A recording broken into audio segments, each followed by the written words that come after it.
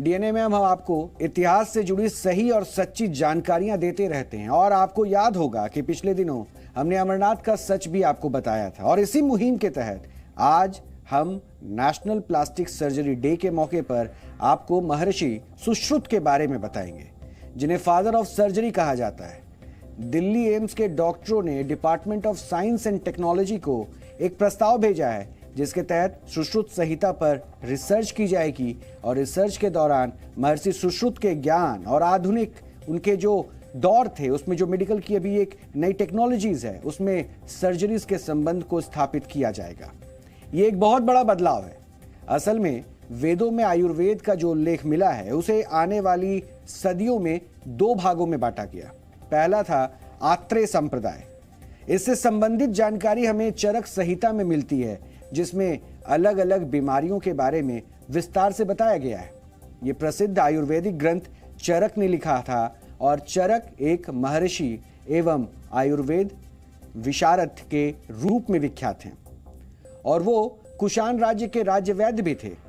दूसरा संप्रदाय था धन्वंतरी संप्रदाय और इससे संबंधित जानकारी सुश्रुत संहिता में मिलती है जिसमें 100 से अधिक अलग अलग तरह की सर्जरीज और 650 से भी ज्यादा दवाइयों का जिक्र किया गया है। सुश्रुत प्राचीन भारत के महान चिकित्सा शास्त्री और शल्य चिकित्सक थे। वो आयुर्वेद के महान ग्रंथ सुश्रुत संहिता के प्रेरणा भी हैं और उन्हें शल्य चिकित्सा यानी कि मेडिकल सर्जरी का जनक भी कहा जाता है। ऐसी मान्यता है कि उन्होंने ही आज से लगभग 2800 साल पहले पहली प्लास्टिक सर्जरी की थी। पहली प्लास्टिक सर्जरी उस समय काशी में एक व्यक्ति महर्षि सुश्रुत के पास कटी हुई नाक के साथ पहुंचा था और सुश्रुत ने पहले इस व्यक्ति के माथे से त्वचा का कुछ हिस्सा लिया और फिर पत्ते के जरिए उसकी नाक का आकार समझा और बाद में टांके लगाकर इस व्यक्ति की सर्जरी कर दी और ये व्यक्ति बिल्कुल ठीक हो गया। हालांकि आप सोच रहे होंगे कि इस रिसर्च की आखिर जरूरत क्यों पड़ी, तो इसका सबसे बड़ा कारण है वो गलत इतिहास जो हमारी किताबों में आज भी दर्ज है। केरल के राज्य शिक्षा बोर्ड की 9वीं कक्षा की एक पुस्तक में महर्षि सुश्रुत को फादर ऑफ सर्जरी नहीं बताया गया है, बल्कि इस पुस्तक में लिखा गया है कि चिकित्सा शास्त्री अबू अल कासिम अहमद उर्फ अल जहरावी फादर ऑफ सर्जरी यानी कि मेडिकल सर्जरीज के जनक थे, जिनका जन्म स्पेन में वर्ष 936 में हुआ था, जबकि महर्षि सुश्रुत का जन्म 800 ईसा पूर्व हुआ था, यानी अल जहरावी से लगभग 1750 साल पहले। लेकिन दुर्भाग्य की बात यह है कि केरल में बच्चों को आज भी यही पढ़ाया जा रहा है कि फादर ऑफ सर्जरी महर्षि सुश्रुत नहीं बल्कि अल जहरावी थे। ये इत्तेफाक ही है कि आज नेशनल प्लास्टिक सर्जरी डे भी है और इस मौके पर हम आपको सर्जरी के जनक और दुनिया के पहले शल्य चिकित्सक महर्षि सुश्रुत और सुश्रुत संहिता का सही इतिहास बताना चाहते हैं। इसलिए ये रिपोर्ट आज आप बहुत ध्यान से देखिए।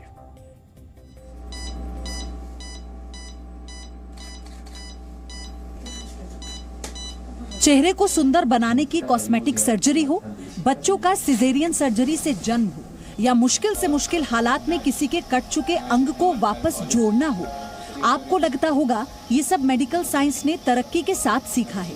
लेकिन आज हम आपको बताना चाहते हैं कि भारत में एक ऐसी किताब मौजूद थी जिसमें एक महर्षि ने मुश्किल से मुश्किल ऑपरेशन को करने के तमाम तरीके बता दिए थे और उसी किताब को आधार बनाकर पूरे विश्व ने सर्जरी को सीखा।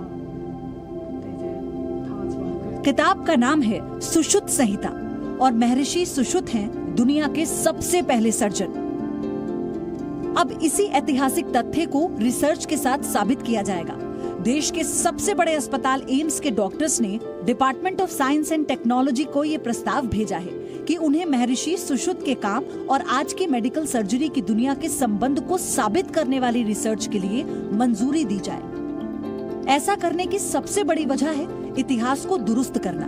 ग्रीस और अमेरिका जैसे देश अभी प्लास्टिक सर्जरी से लेकर मेडिकल साइंस की लगभग हर नई टेक्नोलॉजी को अपना बताकर दूसरों को सिखा रही हैं। लेकिन भारत अब 600 ईसा पूर्व के एनसाइक्लोपीडिया और मेडिकल साइंस की सबसे मुश्किल टेक्निक के जनक से दुनिया को मिलवाना चाहता है। हमने उसमें सुश्रुत ने क्या काम किया और कैसे सुश्रुत का जो काम है वो कैसे मॉडर्न सर्जरी से जुड़ता है, इसके बारे में हमने वो प्रपोजल दिया। और हुआ तो कुछ नहीं, हमारी उसमें नॉलेज बहुत बड़ी बेसिकली सुश्रुत के बारे में, और हमें ये समझ में आया कि जो भी वेस्ट का लिटरेचर है वो सब हमारे यहाँ से ही आया है। मैं ये कहना चाहता हूँ जैसे कि सुश्रुत हमारे 600 BC से हम मानते हैं कि 600 BC से आए हैं, तो उस टाइम पे अगर आप देखें वर्ल्ड ओवर, जैसे अशोक की लाट है सपोज करिए, वो मेटलर्जी का बहुत बड़ा एग्जाम्पल है। आप देखिए जंग नहीं लगा है, हजारों सालों से वो खड़ी हुई है। तो उस तरीके की जो एग्जाम्पल है मेटलर्जी की कहीं और है ही नहीं। तो सर्जिकल इंस्ट्रूमेंट्स वगैरह जो सुश्रुत ने बताए हैं वो उस टाइम की मेटलर्जी सिर्फ इंडिया में थी।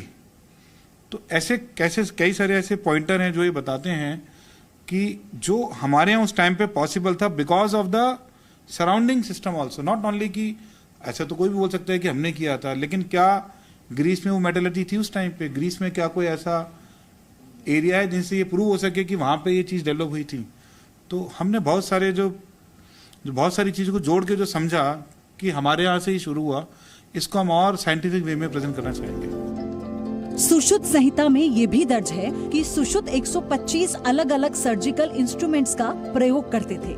चाकू, सुई, चिमटे जैसे अलग अलग इंस्ट्रूमेंट्स को भी उबालकर यूज करते थे। सुश्रुत संहिता के 184 चैप्टर्स हैं, जिसमें 1120 बीमारियों के बारे में बताया गया है। 700 मेडिसिन वाले पौधों का जिक्र है, 12 तरह के फ्रैक्चर और 7 डिसलोकेशन यानी हड्डी का खिसकना समझाया गया है। महर्षि सुश्रुत को 300 अलग अलग तरह की सर्जरी आती थी, जिसमें नाक और कान की सर्जरी मेन थी। आंखों की सर्जरी में उन्हें महारत थी। इसके अलावा सर्जरी से बच्चों का जन्म, एनेस्थीसिया यानी बेहोश करने की सही डोज का ज्ञान भी उन्हें खूब था। अपने शिष्यों को सिखाने के लिए महर्षि सुश्रुत फल, सब्जियों और मोम के पुतलों का प्रयोग करते थे। बाद में शवों पर उन्होंने खुद सर्जरी सीखी और फिर अपने स्टूडेंट्स को भी सिखाई। एक तरह से हम कह सकते हैं कि सुश्रुत को फादर ऑफ सर्जरी या फादर ऑफ प्लास्टिक सर्जरी कहा जा सकता है। आज से 2000 साल पहले काशी में गंगा के किनारे सुश्रुत जी ने ये सब लिखा था और 8 तरह की सर्जिकल टेक्निक थी। फ्रैक्चर में और अदरवाइज 14 तरह की पट्टियाँ उन्होंने डिस्क्राइब की हैं, 12 तरह के फ्रैक्चर डिस्क्राइब किए हैं, 28 कानों के रोग और करीब 26 आँखों के रोग उस समय उन्होंने सुश्रुत संहिता में लिखे हैं। और प्लास्टिक सर्जरी का फादर इसलिए कहना चाहूँगा क्योंकि उन्होंने जैसे नाक की टिप कट जाए तो उसको कैसे कंस्ट्रक्ट करते हैं, कान को छेदने की प्रक्रिया, ओपन करके सर्जिकल करने की प्रक्रिया, डिसेक्शन की जो हम फर्स्ट ईयर MBBS में पढ़ते हैं वो ह्यूमन बॉडीज़ के ऊपर, लाशों के ऊपर डिसेक्शन करवाते थे और ऐसे उन्होंने सीखा है। तो एक तरह से कह सकते हैं कि सुश्रुत को हम फादर ऑफ प्लास्टिक सर्जरी और फादर ऑफ जनरल सर्जरी माना जाना चाहिए। लेकिन अनफॉर्चुनेटली उन्हीं सारी चीज़ों को कॉपी करके जो विदेशी लोग हैं, जो इंग्लिश लोग हैं, उन्हीं नामों को कॉपी करके आजकल लेके आते हैं और उसमें भारत का कोई रोल नहीं होता। तो इसी वजह से शायद ये कहा जाता है कि हमें इतिहास को दोबारा देखने की जरूरत है। आप सोच रहे होंगे कि इस रिसर्च की जरूरत क्यों पड़ी। इसका जवाब अपने ही देश में दी जा रही गलत शिक्षा की किताबों में छिपा है। Kerala state board class 9th social science की किताब में फादर ऑफ सर्जरी के तौर पर कुछ और ही पढ़ाया जा रहा है।